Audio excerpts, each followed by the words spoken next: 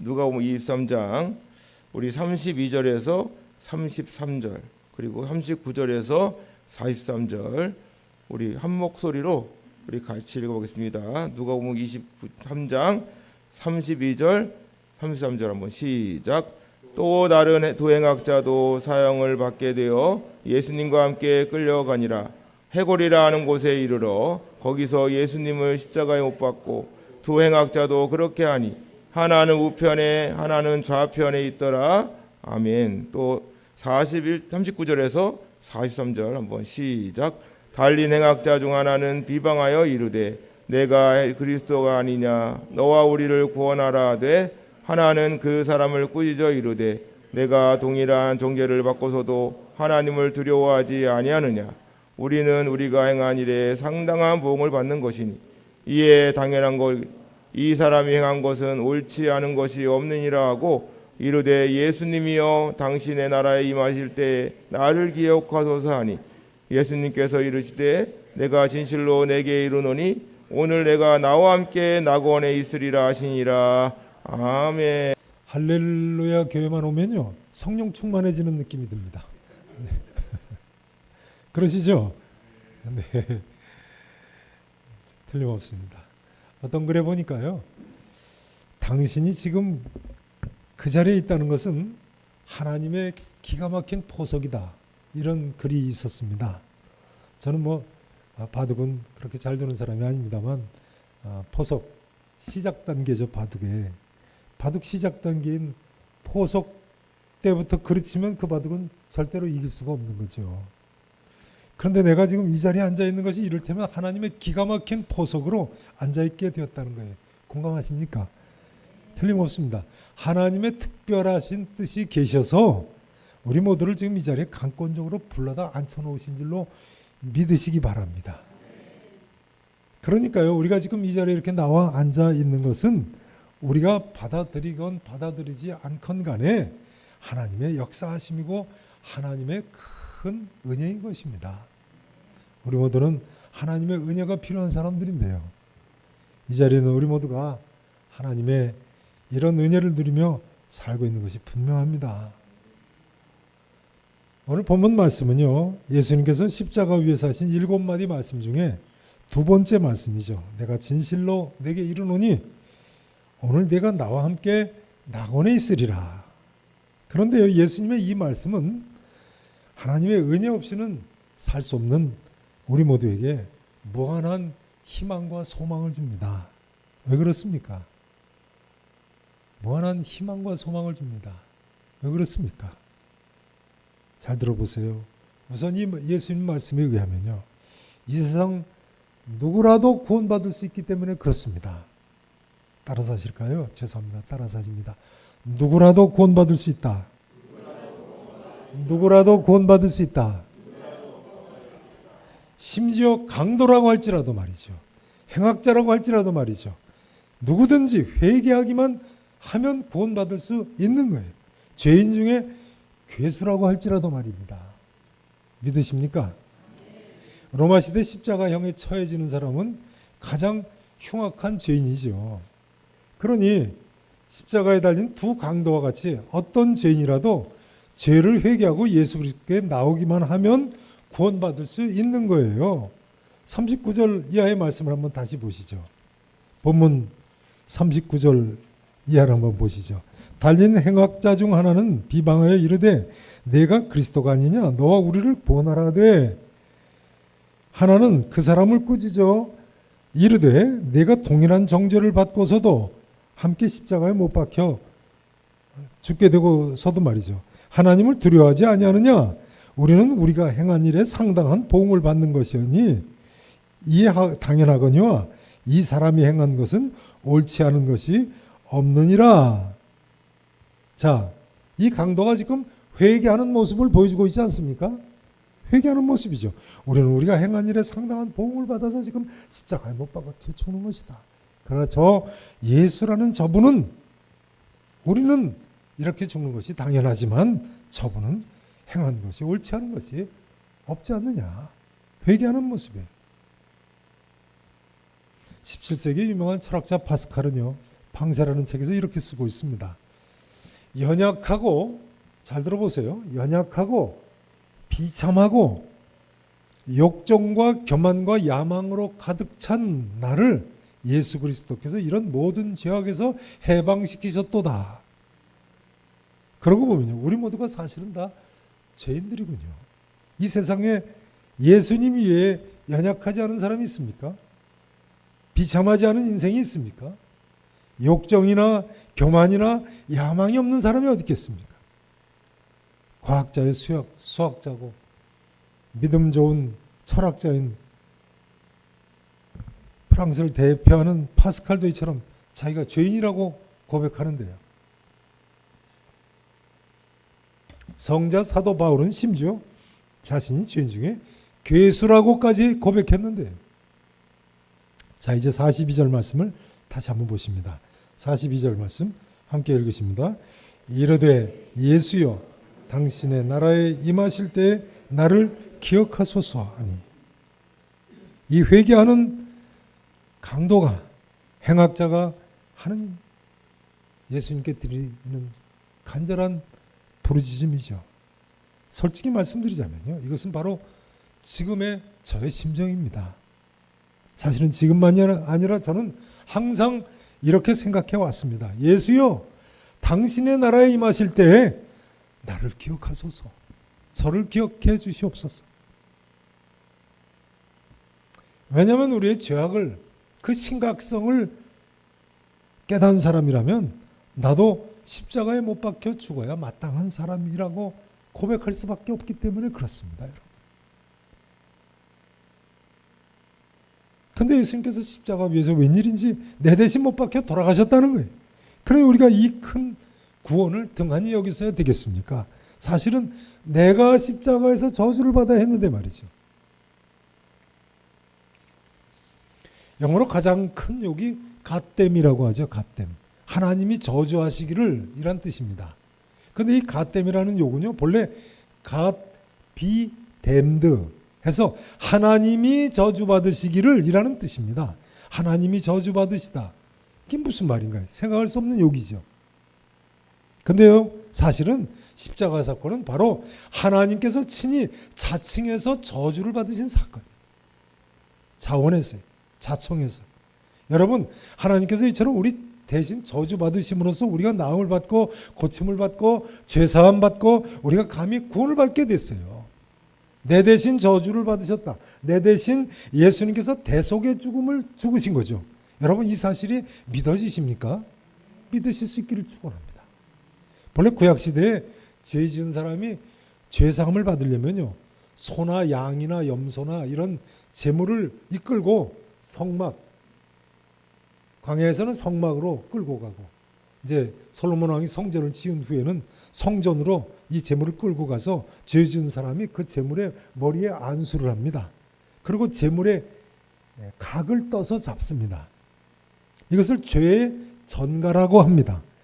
안수함으로써 내 죄를 내가 죽어야 되는데, 죄 지은 내가 죽어야 되는데 이 제물이 대신 죄를 전가받아서, 그러니까 넘기는 거죠. 넘김을 받아서 그 제물이 대신 죽는 거예요. 그러면 이제 제사장이 그 제물을 불태워 드린 후에 내 죄사함을 사함받았느니라 이렇게 선포를 합니다. 이것이 대신 속죄의 죽음입니다. 그런데 예수님께서 이처럼 우리의 죄의 문제를 해결하기 위해서 이처럼 대속의 죽음을 죽으셨다. 다시 말씀드리자면 하나님께서 보내신 하나님의 아들 구세주이신 예수 그리스도께서 우리 대신 죽으심으로 우리가 죄의 문제 해결받고 구원받게 되었다는 거예요. 믿으실 수 있기를 다시 한번 축원합니다. 저는 대학 2학년 때까지 이 사실을 믿지 못했습니다. 대학교를 입학할 때요, 입학시험 공부를 하다가 폐결핵에 걸렸어요. 그 입학시험 본 후에 폐결핵이 걸렸다는 사실을 알고는 폐수술을 하고 대학교를 입학해야만 되게 됐어요. 그게 입학 조건이었어요. 그 폐수술을 이제 1학년 휴학을 하고 하게 됐는데, 수술하기 전날 밤에 어머니하고 둘이 함께 같이 있었습니다. 근데 제가 잠깐 병실 밖에 나가고 싶어서 찬 공기를 좀 쐬고 싶더라고요. 그래서 밖에 나가서 좀 걸어 다니다 들어왔습니다. 근데 어머니가 저한테 뭐라고 그러시냐면요. 어떤 사람이 와서 내 머리맡에 노트에 뭘 써놓고 갔다 그러시는 거예요. 근데 그 말씀을 척 듣는 순간에 제 느낌이요. 세상에 이렇게 무식한 사람이 있나. 그런 생각이 드는 거예요. 왜냐하면 제 머리맡에 있는 노트는 제 일기장이거든요. 아니 남의 일기장을 펼쳐가지고 거기에다가 자기가 메모를 하고 갔다는 거예요. 그런 사람 있을 수 있어요? 없어요? 그래도 괜찮습니까? 아니 이런 세상에 이런 무식한 사람이네. 아무튼 일기장을 펼쳐보니까요. 제가 일기를 쓴 바로 그 뒷면에 한 페이지 가득 글을 써놓고 간 거예요. 사실 오늘 제가 그 일기장을 가져와야 되는데 그때는 제가 매일 일기를 쓸 때라서 일기장에 아직도 있어요. 그 그대로 다 읽어드리고 싶은데 뭐 시간도 없고 한 페이지 가득 썼어요. 요지는 뭐냐면요. 하나님께서 당신의 병을 고쳐주심을 감사합니다. 그게 요지였어요. 그럼 마지막 성경 구절 한 구절을 적었는데요. 이사야서 53장 5절 이렇게 적혀 있었어요. 이런 말씀입니다. 죄송합니다. 한번 따라서 하시죠. 그가 채찍에 맞음으로 우리가 나음을 입었도다. 요즘 번역에는 그가 채찍에 맞음으로 우리는 나음을 받았도다. 이렇게 돼 있죠. 여기 그가 누굽니까? 예수님이시죠. 예수님. 이사야서 53장 5절 말씀인데요. 수술하고 난 후에 제가 대학 3학년 때 마침내 믿게 됐거든요. 길에 가다가 길에 떨어진 종이를 주웠는데 거기에 이런 구절이 있었어요. 요한복음 5장 말씀인데요. 보라 내가 나았으니 다시는 더 심한 것이 생기지 않게 죄를 짓지 말라 하는 말씀이에요. 그때 제가 깨달은 사실이요. 저는 죄가 뭔지 몰랐거든요. 죄가 뭔지를 도무지 모르고 있었어요. 그때 제가 상당히 죽는 게 차라리 좋겠다 할 정도로 수술 후유증으로 아팠는데요. 그 종이를 줍는 순간 그냥 놔버렸어요. 그럼 그 주간에 교회를 처음 나갔어요. 집 뒤에 있는 교회가 바로 예수교회 장로의 합동교단 교회라서 제가 합동교단 목사가 됐죠. 우리 목사님도 합동교단 목사님 같은 인천교회 목사님이십니다만. 근데 집 뒤에 있는 교회 갔더니 마침 또 부흥회 기간이에요. 그 부흥회에 매일 전면에 강단에 현수막을 걸어놓는데 제가 강단에 이제 교회 딱 들어가면서 강단이 눈에 싹 들어오는데 보니까 뭐라고 써붙였냐면 죄란 무엇인가요? 그 강사님하고 저하고 단 둘이 부흥회하는 줄 알았어요. 놀랍게도요. 그 부흥 강사님이 제가 인천 계산교회에 와서 목회를 하다 알게 됐는데 그 부흥 강사님이 누구시냐면요. 계산교회 바로 맞은편에 있는 계산중앙감리교회 돌아가신 최세웅 감독님 전임 목사님이셨어요. 현성초 목사님이라고 계세요. 사모님이 산부인과 의사시라서 이 동네 분들이 많은 혜택을 받았다는 이야기를 들었습니다. 연세 많으신 분들은 아실 거예요. 그 현성초 목사님이 부흥회를 하시는데 첫날 제목이 그거였어요. 죄란 무엇인가? 그날 제가 깨달은 사실이 믿지 않는 게 죄더군요. 죄를 깨닫지도 못하고 죄인임을 알지도 못하고 회개도 물론 하지 않죠. 믿지 않는 것이 죄더라고요. 근데 이사야서 53장을 대학 3학년 때 마침내 깨닫고 제가 믿어가지고 성경에서 찾아봤어요. 도대체 그 기절이 어딨나. 일기장 펴놓고 말이죠. 근데 4, 5, 3, 3장 5절 이렇게 쓰잖아요. 그래서 저는 4라고 그래서 사도행전인 줄 알았어요. 사도행전 1절부터 끝절까지 봐도 없더라고요.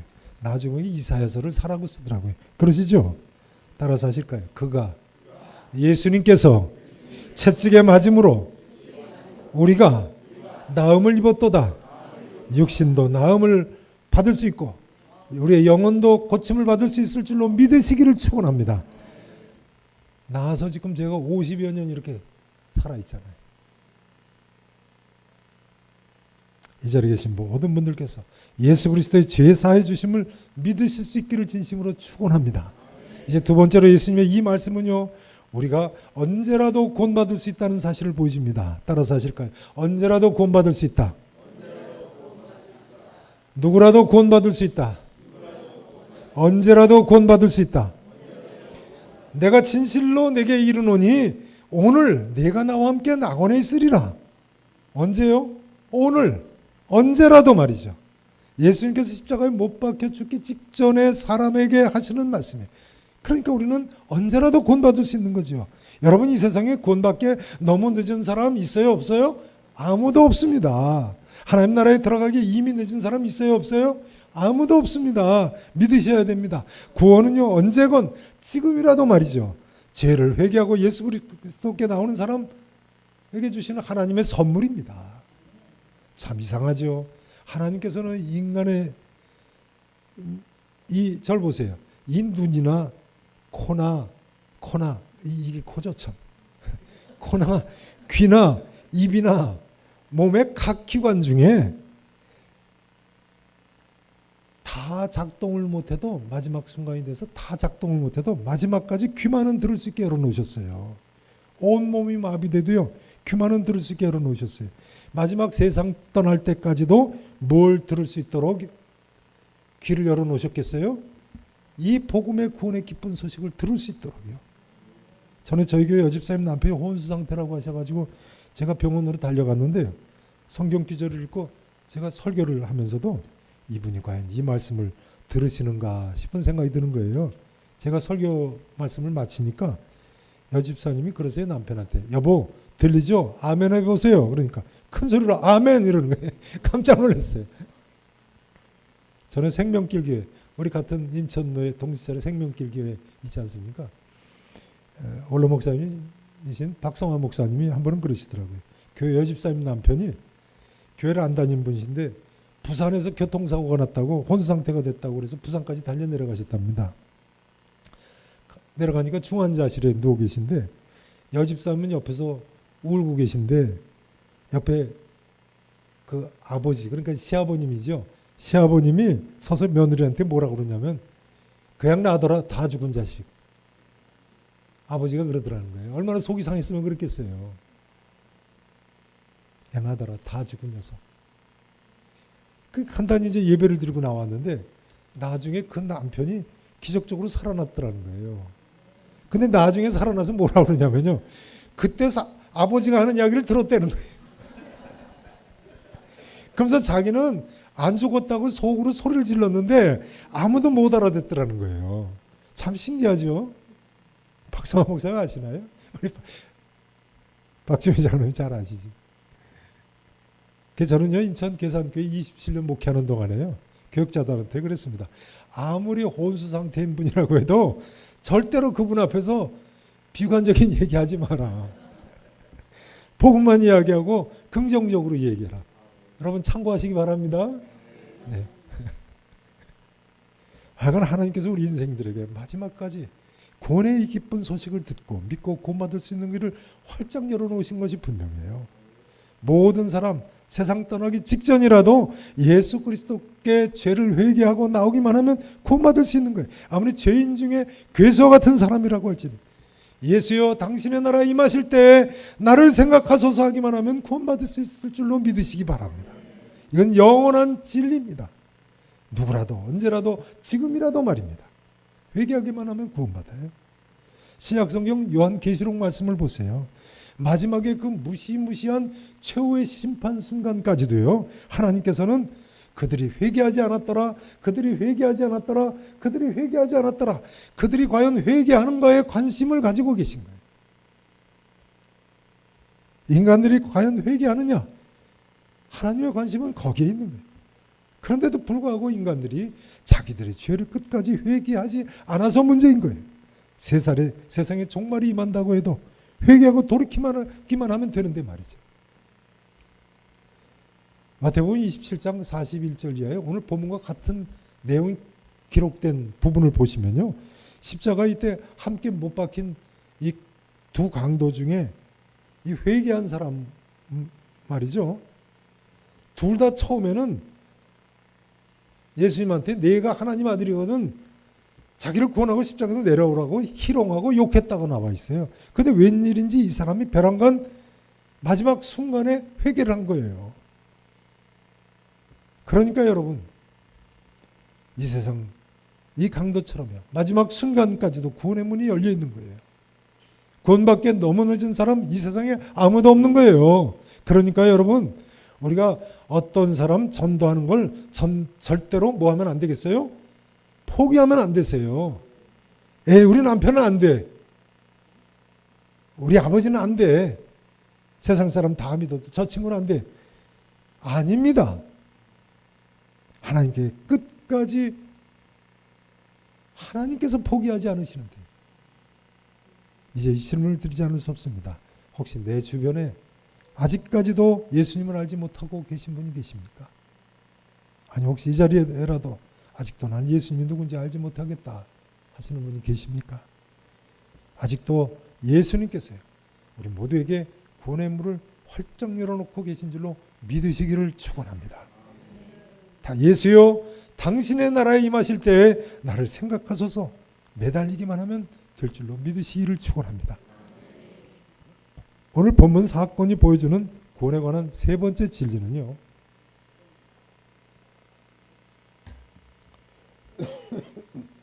따라서 하실까요? 구원은 하나님의 은혜로 받는 것이다. 구원은 하나님의 은혜로 받는 것이다. 구원은 하나님의 은혜로 받는 것이라는 사실을 보여주고 있습니다. 구원은 어떻게 받는다고요? 하나님의 은혜로 받습니다. 하나님의 전적 은혜로 받습니다. 이 구원받은 강도를 보세요. 이 강도가 뭐 털것 많지라도 구원받을 만한 일을 한 게 있습니까? 아니죠. 여러분, 구원은 우리의 그런데 공로로 받는 것이 아니에요. 뭐 남달리 착하게 살고 뭐 남달리 선행하고 뭐 공로를 세우고 구제를 많이 하고 그래서 받는 게 아니에요. 영국의 유명한 찰스 스펄전 목사님은요, 아버지도 목사님이고 할아버지도 목사님이셨던 사람입니다. 근데 이 찰스 스펄전이 별로 그렇게 젊을 때, 청소년 때죠, 믿음이 없었어요. 근데 15살 때는 어느 날 결심하기를, 내가 어떻게 믿을 수 있게 될지, 어떻게 믿을지 이 도시 안에 있는 교회를 전부 한번 나가보겠다, 그렇게 결심을 했다는 거예요. 참 가상한 결심이죠. 근데 스펄전이 6개월 동안 그 도시에 있는 교회들을 다 다닌 후에 거의 절망에 빠졌다고 그래. 도무지 어떻게 믿어서 기독교인이 될 수 있는지 비결을 어느 교회에서도 발견을 못한 거예요. 그러던 중에 1850년인데요. 1월 6일로 기록하고 있습니다. 어느 날 주일날 눈이 많이 오는 아침이었는데 자기가 그 주일날 가기로 한 교회에 눈이 너무 많이 와가지고 폭설이 쏟아져서 갈 수가 없어서 그 근처에, 집 근처에 아틸러리가라는 그 아틸러리, 그러니까 길이죠. 그 노상에 있는 교회를, 전에 한 번도 가지 못한 교회를 갔어요. 스펄전이 그 교회를 들어가는데 찬송이 끝나고는 키가 큰 깡마른 남자 성도 한 분이 강단에 올라오더니 그러더라는 거예요. 목사님께서 오늘 일기관계로 늦어지시는 것 같습니다. 그러더니 자기가 설교를 시작하더라는 거예요. 먼저 성경을 읽자고 하더니 이사야서 45장 22절 말씀을 읽었습니다. 이런 말씀입니다. 땅의 모든 끝이요, 잘 들어보세요. 땅의 모든 끝이요, 내게로 돌이켜 구원을 받으라. 나는 하나님이라 다른 이가 없느니라. 구판 성경에는 땅 끝에 모든 백성들아 나를 앙망하라, 이렇게 번역되어 있어요. 그래야면 구원을 얻으리라. 그 사람 말을 들으면서, 설교를 들으면서 스펄전이, 저 사람 발음도 똑똑하게 못하네, 이런 생각이 들었다는 거예요. 근데 이 설교자가 같은 말을 계속 번복을 하면서 말씀 증거를 이제 길게 늘리기 시작했습니다. 뭐 준비한 설교가 아니니까 그랬겠죠. 뭐라고 하느냐면요, 여기 본문에 앙망하라고 말합니다. 그저 보라고만 말합니다. 앙망하라가 영어로는 look, 보라 하거든요. 보라. 땅 끝에 땅의 모든 끝이요, 내게로 돌이켜 구원을 받으라. 나는 하나님이라. 그렇게 돼 있어요. 보라고만 말합니다. 여러분 그리스도를 바라보십시오. 계속 그 말을 하더라는 거예요. 설교를 듣고 있던 사람들이 다 지루해하지 않겠습니까? 근데 찰스 스펄전이 이 말을 계속하는 말을 보라 그리스도를 바라보십시오. 이 말을 듣는데 무슨 생각이 드느냐면요. 내가 도대체 저는 왜 이 사실을 생각하지 못했을까? 그런 생각이 들더라고요. 설교자가 자기가 읽은 성경 본문을처럼 간신히 설명을 하면서 갑자기 소리를 지르기 시작했다는 거예요. 나를 봐라. 나는 피 같은 땀을 흘리고 있노라. 나는 십자가에 달려있노라. 그 키 큰 설교자가 스펄전을 바라보면서 손을 번쩍 들고 병력같이 소리를 질렀어요. 젊은이 예수 그리스도를 바라보시오. 바라봐요. 스펄전이 나중에 이렇게 간증하고 있습니다. 나는 그 순간 구원의 길을 봤다. 나는 거의 내 눈이 빠질 정도로 바라봤다. 그런데 그 순간 내게 어두움이 사라지고 나는 태양을 봤다. 스펄전이 마침내 예수 그리스도를 믿게 된 것입니다. 여러분, 사실은 우리 모두가 이처럼 하나님의 전적 은혜로 구원을 얻었다고 생각되지 않으십니까? 보기만 하면 그냥 구원받는 거예요. 믿음으로 말이죠. 우리가 뭐 남다른 공로나 자격이나 능력이나 선행으로 지식이나 무슨 남다른 지혜가 있어서 이 자리에 나와 함께 된 것이겠습니까? 제 이야기를 잘 들어보세요. 왕은요, 백성들과 주고받는 관계가 아닙니다. 일방적으로 왕은 백성들에게 시혜를 베푸는 존재죠. 마찬가지입니다. 인간은요, 왕 중에 왕이신 하나님과 주고받는 관계일 수가 없는 거예요. 왕이신 하나님께서 자기 백성들에게 시혜를 베푸시는 그런 관계인 거죠. 우리는 그냥 받으면 되는 거예요. 거부하지 않고. 그러니 우리가 무슨 선행이나 공로나 남다른 헌신이 있어야 구원받는 것이 아니에요. 구원은 전적으로 왕이신 하나님께서 우리에게 은혜로 베풀어 주시는 선물인 거예요. 여러분, 왕이신 우리 하나님께서는요, 우리에게 모든 것을 다 주셨어요. 그런데 놀라운 사실은요, 인간 세상에 있어서 값진 것은 하나님이 전부 공짜로 주셨다는 거예요. 그거 참 희한해요.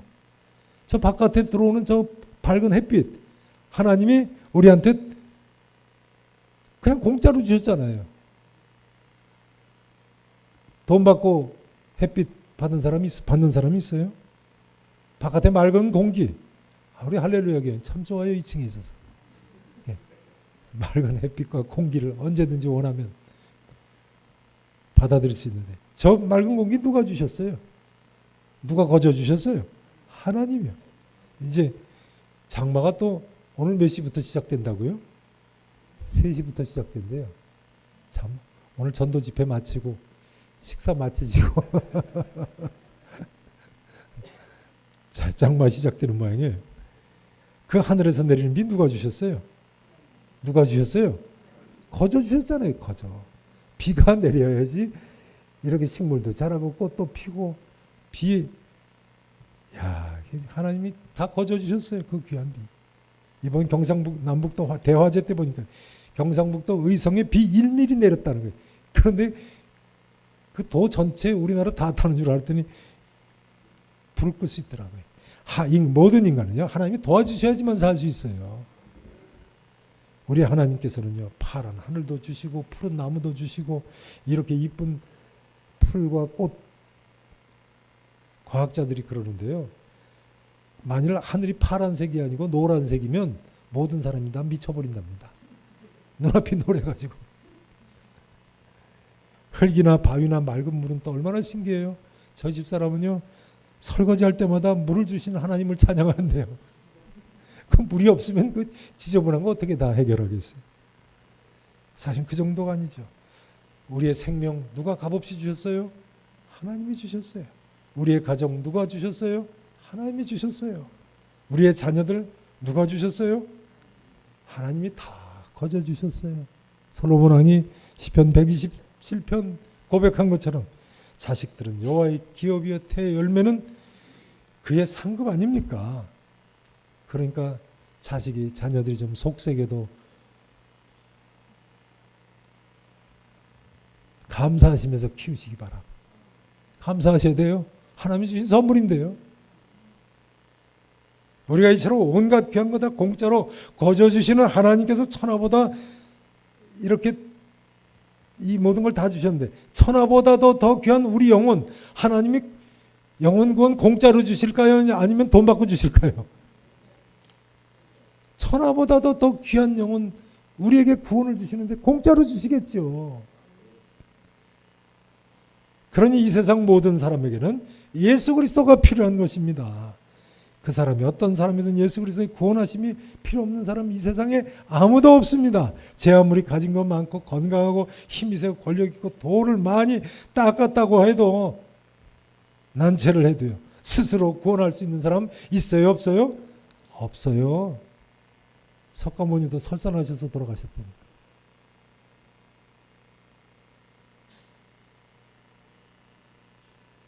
어떤 사람들 자기가 남을 구원할 수 있다고 구원의 길을 발견했다 호언장담합니다만 다 쓸데없는 소리를 하는 겁니다. 착각 속에 사는 겁니다. 거짓말을 하거나 이단 교주들은 거짓말하는 사람들이겠죠. 예수 그리스도께서 구세주이신 예수 그리스도께서 말이죠. 우리를 구원해 주셔야지만 모든 사람 구원받을 수 있는 거예요. 오늘은 이 구원받은 강도를 한번 생각해 보시고 다시 한번 베풀어 주신 하나님의 은혜에 감사하시면서 일어서실 수 있기를 진심으로 축원합니다. 너희는 그 은혜에 의하여 믿음으로 말미암아 구원을 받았으니 이것은 너희에게서 난 것이 아니요 하나님의 뭐라고요? 선물이라니까요. 이 크신 선물 주신 것을 감사하면서 일어서시기를 진심으로 축원합니다. 이제 이 말씀만 드리고 마치겠습니다. 찰스 스펄전 목사님 이야기를 조금 더 해야 되겠습니다. 이처럼 예수님을 믿게 된 그날부터 집에 돌아와서는 스펄전 청년이 일주일 내내 뭘 했을까요? 뭘 했을까요? 맞춰보십시오.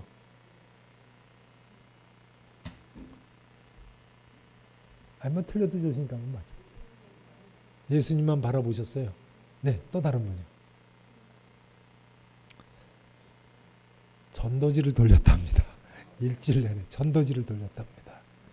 심지어 스펄전은요, 자기가 가진 전도지가 다 떨어지면 종이 조각에 글씨까지 써서 길에 놓기까지 했다는 거예요.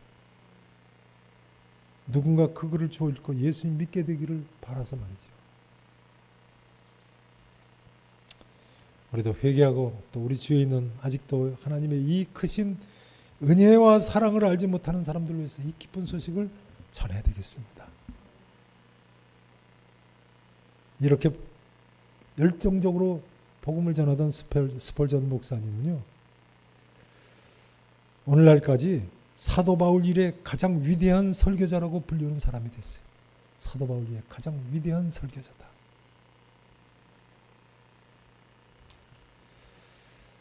이제 이 말씀을 더 드려야 됩니다. 1864년에 이 스펄전 청년이 이제 목사님이 되셔가지고요, 자기가 처음 믿게 된 그 아틸러리가에 있는 그 예배당을 다시 찾아가게 됐답니다. 처음으로 찾아갔는데 그때 스펄전 목사님이 설교를 하시면서 자기가 그때 10여 년 전에 들었던 이사야서 45장 22절 말씀을 본문으로 해서 설교를 했다는 거예요. 그러면서 본당의 발코니 아래에 있는 한 자리를 지적하면서 제가 그때 저 자리에 앉아 있었습니다. 그렇게 이야기를 했습니다. 그런데요, 그 키 크고 깡마른 설교자가, 그날의 그 대리 설교자가 끝끝내 나타나지를 않더라는 거예요. 그래서 그 키 크고 깡마른 설교자가 누군지는 오늘날까지도 이름이 알려져 있지 않습니다. 사실 생각해보면요, 그 대리 설교자 얼마나 보람 있겠어요. 자기가 설교해서 회개하고 예수 믿게 된 그 청년이 역사상 사도 바울 이래로 가장 최고의 대단한 설교자가 됐는데 나와서 내가 바로 그 사람이라고 둘이 허그라도 하면 얼마나 큰 은혜가 넘칠 것 같아요. 그런데 결코 내가 위대한 스펄전 목사님이 예수 그리스도를 바라보게 한 사람이라고 그 사람이 사람들 앞에 나타나지 않았다는 거예요. 이 한마디로 오늘의 말씀 증거를 마치기를 원합니다. 여러분 십자가에 달리신 예수 그리스도만 바라보십시오. 그리고 한 가지가 더 있습니다. 십자가에 달리신 예수 그리스도만 이처럼 다른 사람들에게 바라보게 하십시오. 여기에 참 구원의 길이 있고 여기에 우리의 참 삶의 길이 있을 줄로 믿습니다. 기도하시겠습니다.